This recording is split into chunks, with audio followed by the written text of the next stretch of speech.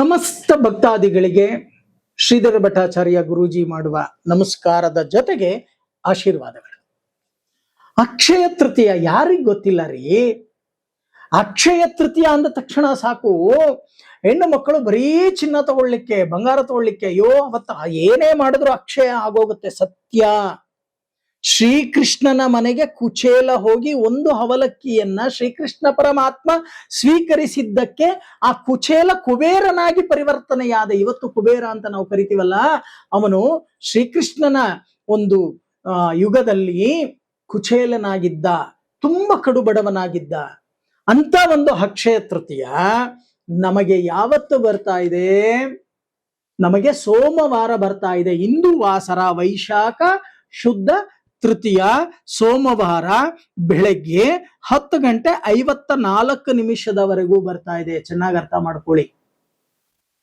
ಬಹಳಷ್ಟು ಜನ ಅನ್ಕೋತೀರಾ ದಿನಪೂರ್ತಿ ಅದೇ ತಿಥಿ ಇರುತ್ತೆ. ಅಕ್ಷಯ ತೃತೀಯ ಸೋಮವಾರ, ಅಯ್ಯೋ ಸಾಯಂಕಾಲ ಹೋಗಿ ಚಿನ್ನ ತಗೊಂಡ್ಬಿಡೋಣ. ಚಿನ್ನ ತಗೊಳ್ಳಿ, ಬೆಳ್ಳಿ ತಗೊಳ್ಳಿ, ನೀವು ಏನೇ ಮಾಡಿ, ಆದ್ರೆ ಒಳ್ಳೆ ಕೆಲಸವನ್ನ ಮಾಡು ಅಂತ ಹೇಳತ್ತೆ. ಇಲ್ಲಿ ನಾವು ಉಪನಿಷತ್ತುಗಳನ್ನ ಅಧ್ಯಯನವನ್ನ ಮಾಡಿದಾಗ ಇದರಲ್ಲಿ ಬರ್ತಕ್ಕಂಥದ್ದು ಏನಪ್ಪಾ ಅಂತ ಅಂದ್ರೆ, ಅಕ್ಷಯ ತೃತೀಯ ಬರೀ ಚಿನ್ನ ತಗೊಳ್ಳೋ ಹಬ್ಬ ಅಲ್ಲ ರೀ.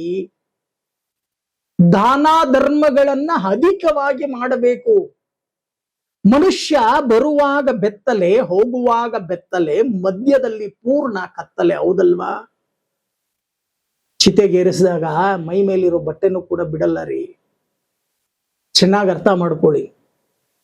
ನಾವು ಒಳ್ಳೆಯ ಕೆಲಸವನ್ನ ಮಾಡಬೇಕು, ದಾನ ಧರ್ಮವನ್ನ ಮಾಡಬೇಕು. ಬಹಳಷ್ಟು ಜನಕ್ಕೆ ನಾನು ಈ ನನ್ನ ಚಾಲನ್ ಮುಖಾಂತರ ನಾನು ಒಂದು ಬುದ್ಧಿ ಮಾತನ್ನ ಹೇಳೋಕೆ ಈ ಸಂದರ್ಭದಲ್ಲಿ ಇಷ್ಟಪಡ್ತೇನೆ. ದಾನ ದಾನ ದಾನ, ಧರ್ಮ ಧರ್ಮ ಧರ್ಮ ಯಾರಿಗೆ ಮಾಡಬೇಕು? ಯಾವುದೋ ಒಬ್ಬ ದೊಡ್ಡ ಪುರೋಹಿತರು ಕಬ್ಬಣದ ಚೈನ್ ತರ ಒಂದು ಚಿನ್ನದ ಚೈನ್ ಹಾಕೊಂಡು, ಕೈ ತುಂಬ ಉಂಗುರ ಹಾಕೊಂಡು, ವಿಭೂತಿ ಬೆಳ್ಕೊಂಡು, ನಾನು ಹಾಕೊಂಡಿದ್ದೀನಲ್ಲ ಈ ರೀತಿ ಶಾಲು ಹಾಕೊಂಡು ಬರ್ತಕ್ಕಂಥವರಿಗೆ ದಾನ ಅಂತಕ್ಕಂಥದ್ದಲ್ಲ. ಬಡ ಬ್ರಾಹ್ಮಣನಿಗೆ ದಾನವನ್ನ ಮಾಡು ಅಂತ ಹೇಳುತ್ತೆ ಉಪನಿಷತ್ತಲ್ಲಿ. ಖಂಡೋಪನಿಷತ್ ತೆಗಿರಿ. ಅನ್ನಾಕಾಂಕ್ಷಿಗಳಾಗಿರ್ತಕ್ಕಂಥ ಬಡ ಬ್ರಾಹ್ಮಣನಿಗೆ ಸ್ವಯಂ ಪಾಕವನ್ನ ದಾನವನ್ನ ಮಾಡಿದರೆ ಆ ದಿನ ಜೀವನ ಪರ್ಯಂತ ನಿಮಗೆ ಅನ್ನಕ್ಕೆ ದರಿದ್ರತೆ ಬರಲ್ಲ ಅಂತ ಕೂಡ ಹೇಳುತ್ತೆ. ಎಷ್ಟೋ ಜನ ಗೊತ್ತಿಲ್ಲ ರೀ, ಬರೀ ಹೋಗ್ತಾರೆ ಚಿನ್ನ ತಗೋತಾರೆ. ಯಾಕೆಂದ್ರೆ ಅಕ್ಷಯ ತೃತೀಯ ಅಲ್ವಾ, ಎಲ್ಲ ಅಕ್ಷಯವಾಗತ್ತೆ. ಚಿನ್ನ ತಗೊಳ್ಳಿ, ನಾನ್ ಬೇಡ ಅಂತ ಹೇಳ್ತಾ ಇಲ್ಲ ಸ್ವಾಮಿ, ನಿಮ್ಮ ದುಡ್ಡು ನಿಮ್ಮ ಚಿನ್ನ. ಆದರೆ ನಾವು ನಿಮಗೆ ಹೇಳ್ತಾ ಇರ್ತಕ್ಕಂಥ ಮಾರ್ಗದರ್ಶನ ಏನಪ್ಪಾ ಅಂತ ಅಂದ್ರೆ, ಚಿನ್ನದ ಬೆಲೆಗಿನ್ನ ಅಧಿಕವಾಗಿರ್ತಕ್ಕಂಥದ್ದು ದಾನ ಧರ್ಮದ ಪುಣ್ಯದ ಕೆಲಸಗಳು. ನೀವವತ್ತು ಒಂದು ಹೋಮ ಹವನ ಯಜ್ಞಗಳನ್ನ ಮಾಡಿ, ಅದಕ್ಕೋಸ್ಕರನೇ ಬಹಳಷ್ಟು ಜನ ಏನು ಗೃಹ ಪ್ರವೇಶ ಮಾಡ್ಬೇಕು ಅಂತಂದ್ರೆ ಅಕ್ಷಯ ತೃತೀಯ ಹುಡುಕ್ತಾರೆ. ಭೂಮಿ ಪೂಜೆ ಮಾಡ್ಬೇಕು ಅಂದ್ರೆ ಅಕ್ಷಯ ತೃತೀಯ ಹುಡುಕ್ತಾರೆ. ಮನೆಯಲ್ಲಿ ಏನಾದ್ರು ವ್ರತಾದಿಗಳನ್ನ ಮಾಡ್ಬೇಕು ಅಂದ್ರೆ, ದಾನ ಧರ್ಮಗಳನ್ನ ಮಾಡ್ಬೇಕು ಅಂದ್ರೆ ಅಕ್ಷಯ ತೃತೀಯವನ್ನ ಹುಡುಕ್ತಾರೆ. ಬಹಳಷ್ಟು ಜನ ಬರೀ ಬೆಳ್ಳಿ ಬಂಗಾರ ತಗೊಳ್ತಕ್ಕಂಥದ್ದಲ್ಲ, ದೇವರಿಗೆ ನಿಯಮಬದ್ಧವಾಗಿ ಪ್ರಾರ್ಥನೆ, ಷೋಡಶ ಉಪಚಾರ. ಯಾಕೆಂದ್ರೆ ಭಗವದಾಜ್ಞೆಯ ಭಗವದ್ ಕೈಂಕರ್ಯ ರೂಪಂ, ಅವನ ಆಜ್ಞೆ ಇಲ್ದಲ್ಲೇ ನಾವು ಬಂದಿಲ್ಲ ಇಲ್ಲಿ. ಅವನು ಕಳಿಸಿದಾನೆ, ಅವನು ಕರೆದ ತಕ್ಷಣ ಹೋಗ್ತಾ ಇರಬೇಕು. ನೀವ್ ಎಷ್ಟೇ 1000 ಕೋಟಿ ಇಟ್ಕೊಂಡಿರಿ, ಎಷ್ಟು ಕೆಜಿನಾದ್ರೂ ಚಿನ್ನ ಇಟ್ಕೊಂಡಿರಿ, ಎಲ್ಲ ಬಿಟ್ಟೆ ತಾನೇ ಹೋಗ್ಬೇಕು. ಹೌದಲ್ವಾ?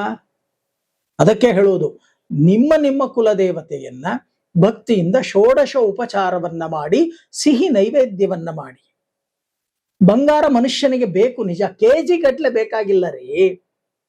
ಆಭರಣ ಪ್ರಾಪ್ತಿ, ಹೆಣ್ಣು ಮಕ್ಕಳಿಗೆ ಆಭರಣ. ಇತ್ತೀಚೆಗಂತೂ ಹೆಣ್ಣು ಮಕ್ಕಳಿಗೆ, ಗಂಡು ಮಕ್ಕಳೇ ಅಧಿಕವಾಗಿ ಆಭರಣಗಳನ್ನ ಹಾಕೋತಾ ಇದ್ದೀರಾ.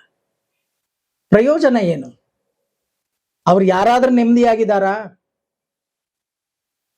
ಹೆಣ್ಣು ಮಕ್ಕಳಿಗೆ ಬಂಗಾರ ಹಾಕಬೇಕು, ಮೂಗಿಗೆ ಮೂಗುತಿಯನ್ನ ಹಾಕಬೇಕು, ಬಂಗಾರದ ಮಾಂಗಲ್ಯವನ್ನ ಹಾಕಬೇಕು. ಯಾಕೆಂದ್ರೆ ದಾಂಪತ್ಯದ ಸಂಕೇತ. ಏನೋ ಒಂದು ಫ್ಯಾಷನ್, ಏನೋ ಗಂಡು ಮಕ್ಕಳು ಒಂದು ಚೈನ್ ಹಾಕೋಬೇಕು. ನಿಜ, ಇವತ್ತು ನೀವು ನೋಡಬಹುದು ಇಷ್ಟಿಷ್ಟದಪ್ಪ ಬ್ರಾಸ್ಲೈಟ್ಗಳು. ಏನು ಬರುತ್ತೆ ಅದರಿಂದ? ತಿನ್ನೋಕು ಬರುತ್ತಾ, ಹುಣ್ಣೋಕು ಬರುತ್ತಾ? ನೀವು ಸೇವಿಂಗ್ ಮಾಡಿ, ನಾನು ಬೇಡ ಅಂತ ಹೇಳಲ್ಲ. ನೀವು ಚಿನ್ನ ತೆಗೆದು ಮನೆಯಲ್ಲ ಹಾಕಿ, ನಾನು ಬೇಡ ಅನ್ನಲ್ಲ. ಒಂದು ಎಚ್ಚರಿಕೆಯ ಮಾತನ್ನ ಹೇಳ್ತೀನಿ. ಈ ಅಕ್ಷಯ ತೃತೀಯದ ವಿಚಾರದಲ್ಲಿ ಚೆನ್ನಾಗಿ ಅರ್ಥ ಮಾಡ್ಕೊಳ್ಳಿ. ಶ್ರೀಕೃಷ್ಣ ಪರಮಾತ್ಮನನ್ನ ಪ್ರಾರ್ಥನೆಯನ್ನ ಯಾರು ಮಾಡ್ತೀರೋ ಅವನಿಗೆ ಶ್ರೀಕೃಷ್ಣ ಪರಮಾತ್ಮ ನಮಗೆ ಫಲಾಫಲಗಳನ್ನ ಕೊಡ್ತಕ್ಕಂಥವನು, ಹೌದಲ್ವಾ?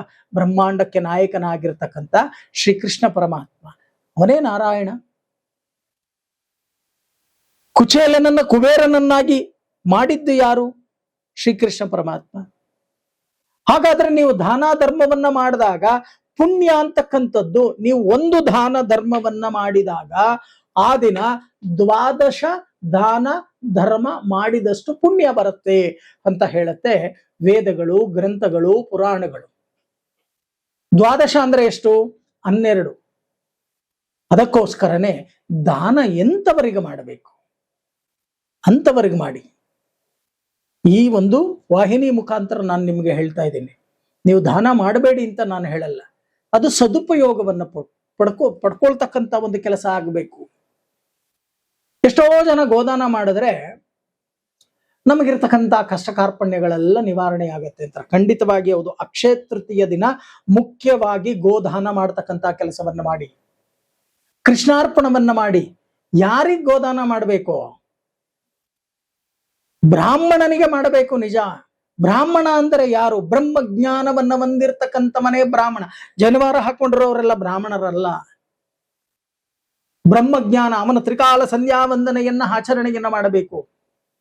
ಸದಾ ದೇವರ ನಾಮ ಸಂಕೀರ್ತನೆಗಳನ್ನ ಅವನ ಬಾಯಲ್ಲೇ ನುಡಿತಾ ಇರಬೇಕು. ವೇದಗಳನ್ನ ಉಚ್ಚಾರಣೆಯನ್ನ ಮಾಡ್ತಾ ಇರಬೇಕು. ಅಂತವನು ಬ್ರಾಹ್ಮಣ.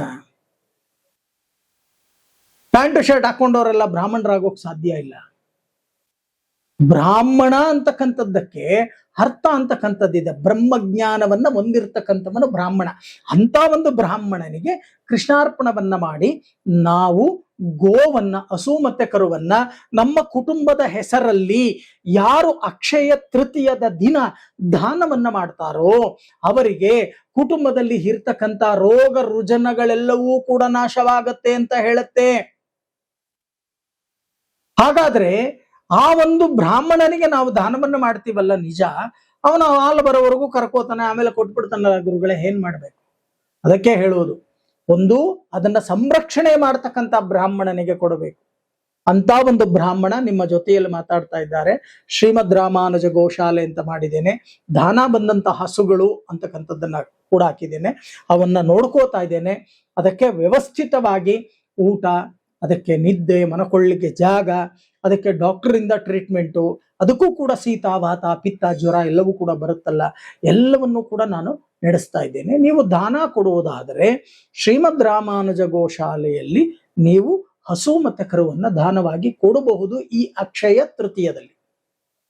ಅಯ್ಯೋ ಗುರುಗಳೇ, ಅಷ್ಟೆಲ್ಲ ಇವಾಗೇನು ಹಸುಗಳು ಬೆಲೆ ಗೊತ್ತಿದೆಯಾ, ಕೊಡೋಕ್ಕಾಗಲ್ಲ ಅಂದ್ರೆ ಪಶು ಆಹಾರ ತ್ರಿದಾನ, ಏಕದಾನ ಅಥವಾ ಗೋಗ್ರಾಸ ದಾನವನ್ನ ಕೊಟ್ಟು ಕೃಷ್ಣಾರ್ಪಣವನ್ನ ಮಾಡಬಹುದು. ಶಕ್ತಿಗೆ ಅನುಗುಣವಾಗಿ ದಾನ ಧರ್ಮಗಳನ್ನ ಮಾಡಿ. ನಂತರ ನಿಮಗೆ ಅನುಕೂಲಗಳಿದ್ದರೆ ಚಿನ್ನ ಬಂಗಾರವನ್ನ ತಗೊಳ್ಳಿ. ಬೇಡ ಅಂತ ನಾನು ಹೇಳ್ತಾ ಇಲ್ಲ. ಬೇಡ ಅನ್ನೋಕ ನಾನು ಯಾರು? ನಿಮ್ಮ ಇಚ್ಛೆ. ಅಕ್ಷಯ ತೃತೀಯದಲ್ಲಿ ನಾವು ಯಾವುದೇ ಕೆಲಸವನ್ನ ಮಾಡಿದರೂ ಕೂಡ ಶ್ರೀಕೃಷ್ಣ ಪರಮಾತ್ಮನೇ ಹೇಳಿರ್ತಕ್ಕಂಥ ಮಾತು ಅಕ್ಷಯವಾಗತ್ತೆ. ಅಕ್ಷಯ ಪಾತ್ರೆ ಅಂತ ಕೇಳಿದೀರಾ? ಇಸ್ಕಾನ್ ಅವ್ರದಲ್ಲ ಅಕ್ಷಯ ಪಾತ್ರೆ, ಅವರು ಹೆಸರಿಟ್ಟಿದ್ದಾರೆ ಅಷ್ಟೇ, ಮಕ್ಕಳಿಗೆ ಊಟ ಕೊಡ್ಲಿಕ್ಕೆ ಅಕ್ಷಯ ಪಾತ್ರೆ ಅಂತ. ಆದ್ರೆ ನಿಜವಾದ ಅಕ್ಷಯ ಪಾತ್ರೆ, ಅಕ್ಷಯ ಅಂತ ಅಂದ್ರೆ ಏನು? ಅಭಿವೃದ್ಧಿ ಆಗ್ತಕ್ಕಂಥ ಕೆಲಸವನ್ನ ಮಾಡಿ. ಆಗ ಶ್ರೀಕೃಷ್ಣ ಪರಮಾತ್ಮ ನಿಮಗೆ ಆಶೀರ್ವಾದವನ್ನ ಮಾಡ್ತಾನೆ.